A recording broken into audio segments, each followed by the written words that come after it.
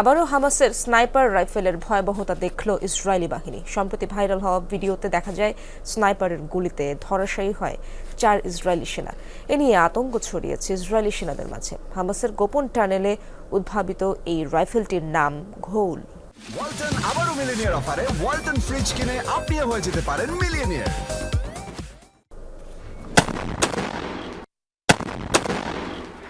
গোপন স্থান থেকে চলছে হামাসের স্নাইপার হামলা। মুহূর্তেই ছিন্ন ভিন্ন ইসরায়েলি সেনা, ধরাশায়ী একে একে 4 ইসরায়েলি সেনা। সম্প্রতি বিভিন্ন গণমাধ্যমে প্রচারিত হয় হামাসের স্নাইপার হামলার দৃশ্য। ইসরায়েলি বাহিনীর বিরুদ্ধে কঠোর প্রতিরোধ গড়ে তোলার পর থেকেই আলোচনায় হামাসের বিভিন্ন সমরাস্ত্র, এর মধ্যে অন্যতম স্নাইপার রাইফেল। এরই মধ্যে ফিলিস্তিনি স্বাধীনতাকামী সংগঠনটির এই স্নাইপার রাইফেলের সামনে রীতিমতো নাস্তানাবুদ ইসরায়েলি সেনারা।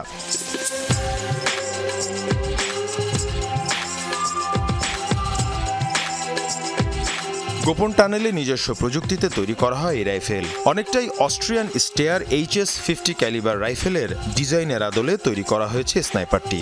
বিভিন্নভাবে সংগ্রহ করা লোহার টুকরা থেকে তৈরি করা হয় এর ব্যারেল। টেলিস্কোপ সাইটও তৈরি করা হামাসের নিজস্ব প্রযুক্তিতে।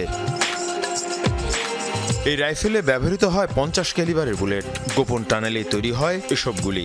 ভারী বুলেট টার্গেটের ওপর ফেলে ধ্বংসাত্মক প্রভাব, ছিন্ন ভিন্ন হয়ে যায় টার্গেট। ঘোল নামের এই স্নাইপার রাইফেলটি খুব সহজেই বহনযোগ্য। হামাসের সিনিয়র নেতা আদনান আল ঘৌলের নামে নামকরণ করা হয়েছে এটির। 2004 সালে ইসরায়েলি হামলায় নিহত হন ঘৌল। মীর মুশফিকা হাসান, যমুনা নিউজ।